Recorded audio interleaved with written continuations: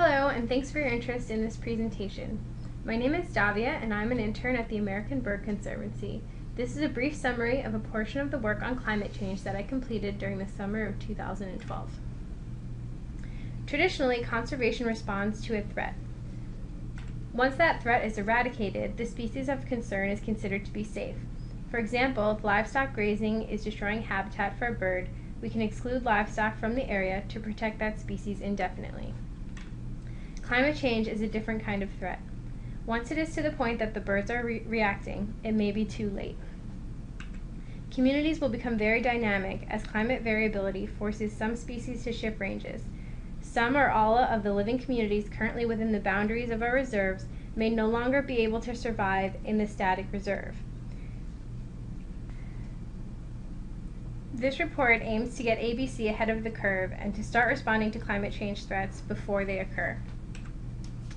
That's why we believe climate change should be part of the long-term planning, so that conservation dollars can be applied most effectively to projects whose results will still exist in the next 50 to 100 years. To start, I'll tell you a little bit about global climate change scenarios. These are scenarios developed by the Intergovernmental Panel on Climate Change from the UN. These scenarios that are shown here were used for the assessment report number 3 in 2000 and were used again for the assessment report number 4 in 2007. Each of the lines on this graph indicates a different emission scenario, which is based on current policies, human population growth, and energy business directions. For our analysis, we mostly use scenario A2, which is the red line, for a high emission scenario, A1B as a median scenario, which is the green line, and B1 as a low scenario, which is the dark blue line. For some of our analysis, we only used A2 and B1 as a high and a low scenario. It's important to note that these scenarios were developed in the year 2000 and are going to be replaced for the next IPCC report because in 2010 it was found that we are already above the worst case scenario. So all of our analysis are based on very conservative estimates. So I'll start again by telling you about global climate models. So the emission scenarios that I mentioned before are inserted into these global climate models, which are a system of calculations that are used to predict weather patterns and are used by meteorologists every day to predict the weather. There are multiple global climate models, some created by national organizations and some by independent labs. Different models emphasize the importance of different factors. For example, water current is more important to labs in Australia than in North America. We chose the global climate models that are most frequently cited in the literature, which are the UK's Hadley model, Germany's Max Planck Institute model, and Japan's model. And we used an average of these models as well as emission scenarios to get the predictions that we'll show you later on. I'll start with a summary of expected effects on all habitats globally. Fire is one of the most important changes that's going to occur. This map indicates the current number of fires annually. The areas that are gray now experience no fire because there's no material to burn, like the Arctic and the big deserts, and where it is too wet for anything to burn, like the tropical rainforest. In the future, these areas will have greatly expanded fire risk as temperatures increase, allowing more vegetation to grow in the Arctic and deserts and drying out the tropical rainforests. Extreme weather events are predicted to become more frequent, for example, extreme droughts and high-intensity hurricanes. Hurricane frequency is predicted to decrease by 2100, but the frequency of intense hurricanes, which are Category 4 and 5, is predicted to increase greatly by 2100. Species have very different dispersal abilities, and therefore ecosystems will not shift ranges as one. Rather, the elements will shift individually, forming new interactions and relationships that have never existed previously. These new ecosystems are going to be very hard to predict. Other changes to species interactions will be very unpredictable. There is an example from high elevation mountains in Arizona, where snowmelt has been occurring earlier every spring. This has allowed elk to enter this area that snow usually excludes them from, and the elk have been able to decimate the understory, which has had cascading effects on the birds in the area. More expected effects on birds There's already evidence from North America and Europe that the northern edges of bird ranges have moved further north consistently over the last 50 years. This pattern is expected to continue, as well as birds on mountains moving to higher elevations as refuges from the heat. Physiologically, there's evidence that extreme heat can decrease foraging efficiency and reproductive success in birds. They spend more time on cooling activities and less time on feeding their offspring and themselves. Also, the most extreme temperature that birds can withstand in dry environments is 46 degrees Celsius. When the temperature is lower, the temperature at which birds cannot survive is lower when in humid environments. Above these temperatures, birds will die. Another huge effect will be on migratory birds. The timing of migration has already been shown to be changing and will continue to change towards earlier migrations north and later departures towards the south. These changes may cause bird arrival times to no longer coincide with necessary resources. For an example, an insect that they require will be in decline already by the time they arrive in their breeding grounds. To begin our analysis, we chose 10 of American Bird Conservancy's approximately 40 Latin American bird reserves to assess in our report. This presentation will summarize the results of 3 of those projects: Abra Patricia in Peru, El Jaguar Reserve in Nicaragua, and El Dorado Reserve in Colombia. The other projects can be read about in our full report. Abra Patricia is a cool, humid cloud forest located at an elevation of 1,600 to 2,500 meters. Huembo is a bit lower at 1,450 meters and consists of a drier habitat. These reserves are focused on the conservation of long-whiskered owlet, ochre-fronted anthitta, marvelous spatuletail, and many other species. Important features of this habitat are there is no natural fire and there is high epiphytic diversity. Epiphytes, which grow on other plants and trees, collect water from the fog in the air and retain water at all times. This graph shows average monthly temperatures at Abra Patricia over the next 100 years. And they were collected using Climascope, an online climate modeling tool. The blue line on the bottom represents current observed temperatures, and the other color lines represent increasing temperatures over the next 100 years. The overall temperature increase is predicted to be almost 4 degrees Celsius by 2100. This graph shows the predicted average monthly precipitation at Abra Patricia. It was collected in the same manner as the graph on the previous slide and shows a 7% increase in precipitation by the year 2100. This is a small increase in precipitation, but when combined with 4 degrees increase in temperature, there will be massive drying of the habitat. These climate changes will be linked to significant drying of the habitat, as well as increased elevation of cloud formation. Clouds, which normally cover most of Abra Patricia Reserve, will become restricted to higher elevations every year. This will create a smaller elevational band in which humidity-reliant species can survive. For example, the epiphytes. The death of epiphytes will feed back on itself and lead to further drying, as these species generally hold water within the environment. Endemic birds evolved at very restricted climate areas. It is unclear. Endemic birds evolved at very restricted climate areas. It is unclear what genetic variability exists to tolerate temperature and humidity changes. Drier environments lead to greater stress on plants, which will likely cause them to be less productive, providing fewer food resources, for example, nectar for birds. What can we do as a conservation organization to help the birds at Abra Patricia adapt? Reforestation and silvopasture are very useful tools to close the canopy and maintain moisture levels within the forest as much as possible. Silvopasture, which involves planting trees in a buffer area around reserves, can help accommodate rain shifts and reduce a dramatic moisture drop-off at the edges of the reserve. Fire prevention and control planning will be necessary for the first time. Material that has died and has become very dry will be much easier to burn with higher temperatures.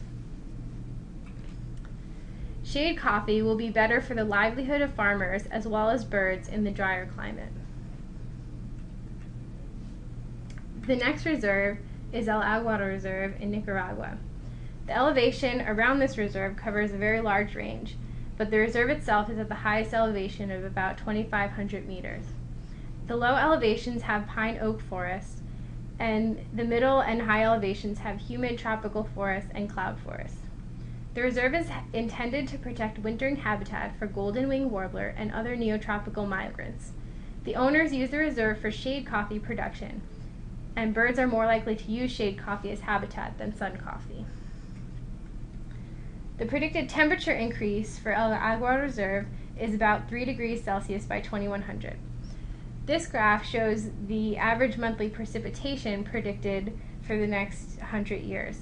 The blue line on the top indicates current precipitation levels, and you can see that it declines down to the purple line in 2100. This is a decline of about 40% in precipitation and is concentrated during the traditionally rainy season. Although golden-winged warblers traditionally arrive and stay only for the dry season, the habitat will be extremely altered by the dramatic drying. This drying will lead to a significant loss of epiphyte diversity similar to Abra Patricia, and will be linked to upslope migration of lowland habitat. Since this area is not the highest elevation, the upslope migration of lowland habitat will likely push cloud forests to higher elevations until it disappears off the top of the mountain. A dry, rainy season will prevent insect populations from flourishing, taking away a vital resource for neotropical migrants. Similarly to Abra Patricia, the increasingly dry habitat will lead to the risk of fire for the first time in this area. Coffee requires cool, moist habitat, which may completely disappear, making this area no longer suitable for coffee. Keeping the canopy closed and the forest ecosystems healthy are the most important ways to help birds adapt to these changes. A closed canopy will keep moisture within the system as much as possible and buffer against high evapotranspiration rates that will lead to drying. Silvopasture along the edges of the reserve will prevent the existence of a dramatic water balance difference at the edges. Shade coffee production is important for use by birds, but also may become the only sustainable method of coffee production in a much more dry climate. Fire prevention and control will become necessary, creating a fire brigade among locals and teaching them about preventing and controlling fires that are unintentionally set. The final Latin American reserve is the El Dorado Reserve, located on a ridge at 1,900 meters in the Santa Marta Mountains, which can reach up to 5,000 meters. The habitat is humid, subtropical, and montane forests, and has a very high rate of endemism, and is designed to protect Santa Marta parakeet and many other endemic bird species. The temperature is predicted to increase by about 3 degrees Celsius by 2100. This graph shows average monthly precipitation predictions, and similarly to El Jaguar Reserve, you can see that the blue line indicates observed precipitation, and it decreases down to the purple line, which indicates precipitation predicted for 2100. Again, the precipitation loss is concentrated during the traditionally rainy season. How will this affect the birds at El Dorado Reserve? Again, there will be a significant drying of the habitat because of decreased precipitation combined with increased temperature. Due to the steep slope in this area, most species will be able to move to higher elevations easily because a shorter physical distance crossed yields a maximized change in microclimate, except for the species already at the top, which are likely to have nowhere to go. Drying of the habitat will put significant stress on plants that can survive, depressing reproduction and providing fewer food resources for the birds, for example, nectar and fruit. Due to this area containing many high elevation endemic species, complete loss of many species is likely to occur. Fires set by humans are already a threat to this area, but they will be more likely in the future. What can we do? Expanding the reserves to the highest elevations may be our best chance of protecting these endemic species. Reforestation and silvopasture will help maintain forest health and resilience and buffer against drying. This will also give ecosystems the best chance to respond to climate change. Fire prevention and control training should be administered to local residents. Another strategy that should be considered is moving some endemic species artificially to peaks with higher elevations where they may have a greater chance of success. Next, we looked at 2 joint ventures with which American Bird Conservancy is associated. Here, we are only going to discuss the Central Hardwoods joint venture.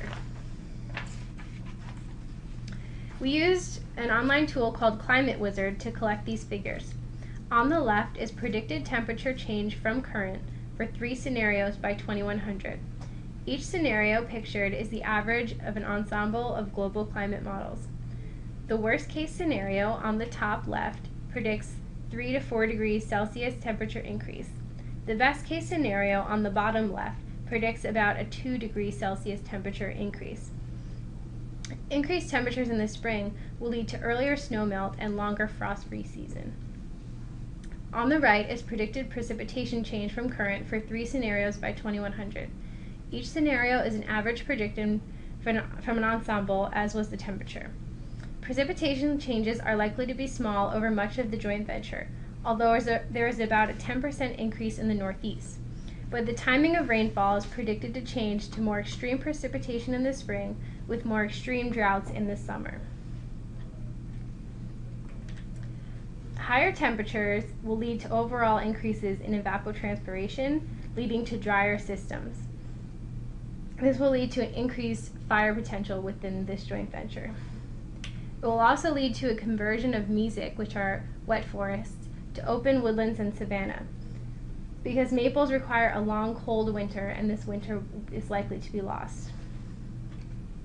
Novel grassland ecosystems are likely to be the result of invasive species, which will be able to form a new system of interactions. Terrestrialization of wetlands caused by changed rainfall patterns is likely as a result of extreme droughts drying up the wetlands. Another tool that we used in our analysis was the U.S. Forest Service Climate Change Bird Atlas. We did this analysis for 10 species within the joint venture. The results shown here are for Bachman sparrow. The top left map shows current model distribution of Bachman sparrow based on the breeding bird survey. The other 2 maps show the model distribution of Bachman sparrow in 2100 using a high on the right and a low emission scenario on the left. The lower right map shows the center of distribution moving north for this species. It is important to note that these predictions do not consider barriers to movement created by humans. And overall, the Bachman sparrow is predicted to increase in abundance within this Central Hardwoods joint venture. A very similar analysis was completed for the prairie warbler and finds a decreased abundance within the Central Hardwoods joint venture to be likely as the center of distribution moves northeast. Reforestation of the understory in these hardwood forests will be important for buffering the habitat against drying. Water management systems will need to be modified. Water will be scarce during the summers, and birds will be competing with humans for this limited resources. Fire management will be important as the risk of fire will increase within the JV. Creation of a connected corridor of habitat between the JV and the Appalachian Mountains should help resident birds achieve range shift to avoid poor climate conditions within the JV. Finally, we analyzed 2 migratory species over their entire ranges, from breeding to wintering grounds, the red knot and the cerulean warbler. I will share the results from the red knot analysis. This map shows the full range of red knots in the Western Hemisphere. The breeding grounds are dark gray in the Arctic, and wintering grounds are indicated by the black dots. The migration route is indicated by the arrows. Although breeding is restricted to the Arctic, wintering ranges can be from the southeastern United States all the way south to Tierra del Fuego at the bottom of South America. The major stopover location is the Delaware Bay in the spring, where birds stock up on body fat by eating horseshoe crab eggs. Predicted temperature departure from current is shown by the lowest emission scenario on the left and from the highest emission scenario on the right. These predictions are shown for the 2080s, and they are taken from climatewizard.org. The breeding ground is predicted to experience 3.5 to 6 degrees Celsius increase in temperature, while the wintering grounds and migratory stopover sites are predicted to experience 2 to 4 degrees Celsius warming. These maps show predicted changes in precipitation as a percent of current precipitation. The lower emission scenario is on the left and the higher emission scenario is on the right. Precipitation is predicted to increase on the breeding grounds in the Arctic by up to 50% above now. Even the best case scenario on the left predicts over 25% more precipitation. This will likely lead to greater snowfall totals and later snowmelts in the spring, because more snow takes more time to melt. The rest of the range is predicted to experience a small percent change compared to the Arctic. This map shows predicted sea level rise by 2100, and the scale is in meters. Up to 0.5 meter of sea level rise is predicted for the Arctic and along the eastern coast of the United States. About 1/4 meter is predicted in Tierra del Fuego. Red knots currently breed in areas surrounded by very little vegetation. They prefer rocky areas covered with lichens and similar small plants. Arctic warming is predicted to allow larger plants to move further north, prompting a possible invasion of the breeding habitat by woody shrubs that may disrupt red knots from nesting in their usual spots. Other species that are able to move north into the Arctic can have innumerable effects on red knots by competing for resources, predating the nest, or other similar interactions. Timing mismatches are also likely in this area. If birds continue to arrive in May and snowmelt has not yet occurred, birds will not be able to breed successfully and the mortality rate upon arrival may be much higher. Stopover habitat, particularly the Delaware Bay, is likely to lose much of the intertidal beaches to sea level rise and intense storms. Human development in this area will prevent the natural creation of new beaches further inland with seawalls and boardwalks. There is already evidence that if red knots do not arrive in this area at peak horseshoe crab spawning, the birds will not obtain enough nutrition to make the flight to the Arctic. If these two species lose their synced timing, migration will be greatly impeded. On the wintering grounds, loss of tidal beaches for foraging will likely affect red knot populations' ability to feed. Direct effects on the birds themselves will be losing a species on which red knots rely for food at any life stage can be detrimental to the entire population. The frequency of intense storms is predicted to rise. Birds caught in a hurricane during migration are subject to mass mortality events which can quickly decimate a population. More extreme weather can also tax the birds, who are already at their physiological limits during migration, preventing them from reaching their final destinations. These intense storms and poor weather conditions can also lead to poor body condition upon arrival and lead to lower breeding success. There are a few ways that we will be capable of assisting red knot in adapting to climate change. The best we can do now is look for creative solutions. Monitoring habitat quality throughout the range should be a priority. We should also be identifying areas that are frequently used by red knot and may be most resilient to climate change. For example, a researcher has identified beaches within the Delaware Bay system that are at an angle that should protect them from intense winds more than other beaches. We should give priority to protecting these resilient habitats. Monitoring to detect changes in a timely way will be vital for overall responses to climate change adaptation. This includes monitoring bird populations of interest as well as other species on which they rely for food and shelter. Fire prevention and control will become vital in most reserve areas, even those where it has not been a problem in the past. In the future, when creating new reserves, thought should be given to making reserves that cross elevational and latitudinal gradients that will give species within the reserve the greatest chance of successfully shifting their range while staying within the protected areas. Also in the future, we should consider artificial transplantation of species to habitats where we believe they will be more likely to be successful as a conservation strategy. The next steps for ABC in preparing for climate change should be to remember that climate change will alter all habitats in the future and needs to be a consideration in all planning. This will involve better monitoring and incorporating climate change planning in all projects. Thank you for watching this presentation, and I hope that you have taken from it a sense of urgency and desire to find creative solutions to protect the rare birds of the world. Thank you.